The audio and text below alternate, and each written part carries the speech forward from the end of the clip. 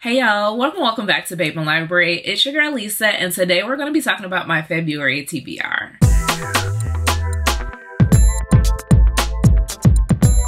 So the month of February, we actually have 29 days this year because it is a leap year. So I'm going to take full advantage of that extra day and pack in as much as I can with this TBR.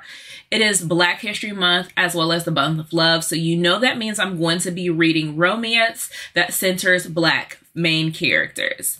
And because I am in historical fiction mood, I figured there's no better way than to kick off the month with historical fiction by the queen herself, Beverly Jenkins. And so since I'll be seeing her 2 times this year, I'm going to be playing a little bit of catch up with her backlist.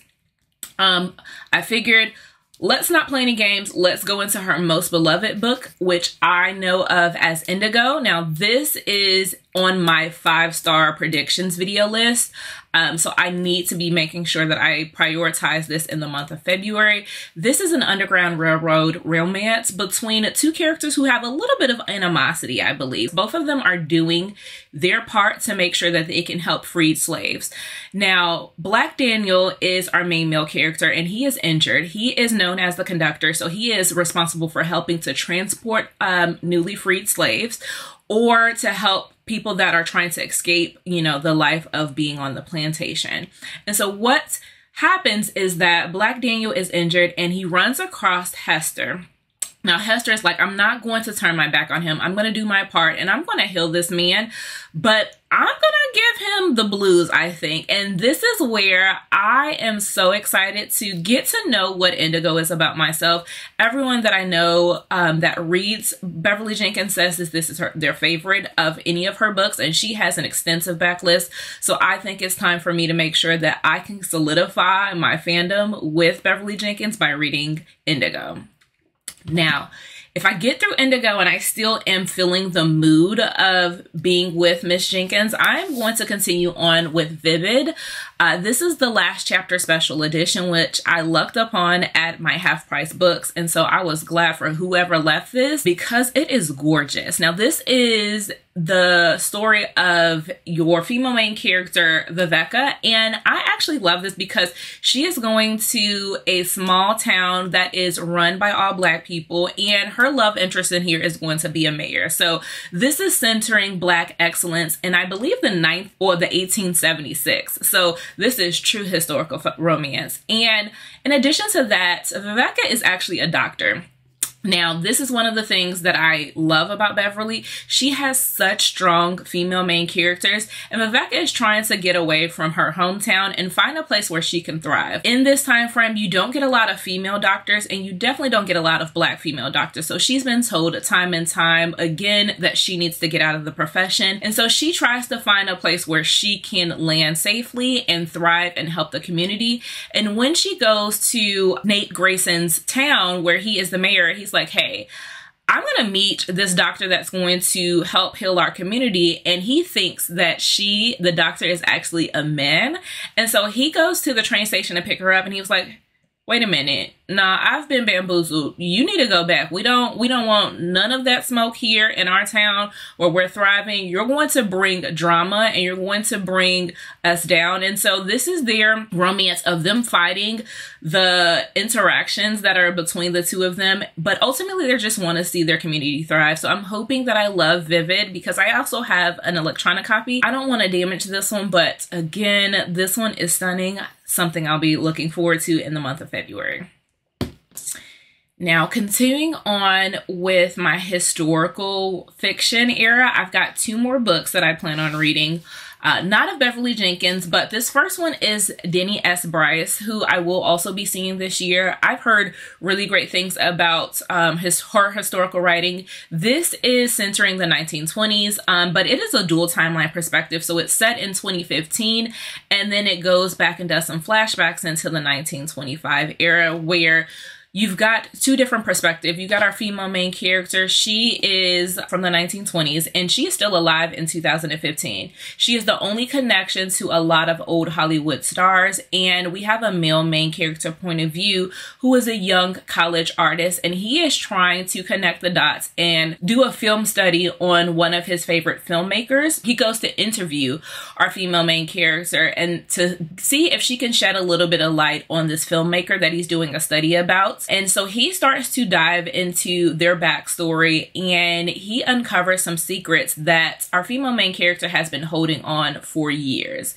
Now, she's 110 years old, and she's been, you know, dealing with these secrets and living her life, holding them in for the people that she loves. But now she figures that this is the time to share that information. And I can't wait to see how the two timelines connect and what secrets are unveiled. So I want to read Wild Women and the Blues and make sure that I can continue to recommend this book if this is a good historical fiction that I think more people need to read from. So I'll be picking this up in the month of February. Continuing on with my historical fiction recommendation, I'm going to read The Monsters We Defy by Leslie Penelope. Now, this is another author I'll be meeting in April. And so, again, as you can see, I'm trying to read as many of the backlist of authors that I'll be meeting at some of these conventions. But this is a historical fiction set in Washington, D.C., I think in the same year of 1925. This is a little bit of a magical realism or paranormal in total, in the fact that our female main character in this book can actually commune with spirits, and she is trying to uncover some secrets and pull an actual heist off for an artifact that would help settle these spirits' soul and help them transition. So I plan on reading this for the 12 for 12 recommendation, and hopefully I will be loving it, again, as I'll be meeting the author in April. Moving forward from our historical romance or historical fiction setting, I'm going to read some books that have heavier topics. One is going to be All the Fighting Parts, and this is by Hannah V. Sawyer. I've heard amazing things about this. This is a young adult fiction. I know it has a little bit of flair. This is my library copy. I plan on reading this because this centers the story of a female main character who is in high school, whose grades are starting to slip. And she has recently gone through a traumatic experience in the fact that she was molested or sexually abused by her pastor. And so everyone in the community believes that the pastor is an upstanding individual and citizen, and really is telling her that she must be mistaken. It isn't until the pastor is indicted on some other charges that someone else kind of speaks up and tells their story. And so this is her working through the trauma that she's experienced, and then also partnering up with a couple of other people to really share her story and share her truth and make sure that the pastor never does this to anyone else. Again, I know that this is going to be humbling. This is something that we don't talk about enough in our communities. Just the discussion of what happens to our Black and brown girls, as well as what happens sometimes in the church doors. Not necessarily saying that pastors in general, but anything that deals with some of the pillars of our community, and how they are human and how they may be flawed, we tend to steer away from. So I definitely want to read this one and give my thoughts on it, because I know that this is going to be extremely impactful. Now, continuing on, I do plan on picking up Nikki Payne's Pride and Protest. This is a retelling of Pride and Prejudice that this centers our female main character who is working against a CEO billionaire that is trying to gentrify her neighborhood.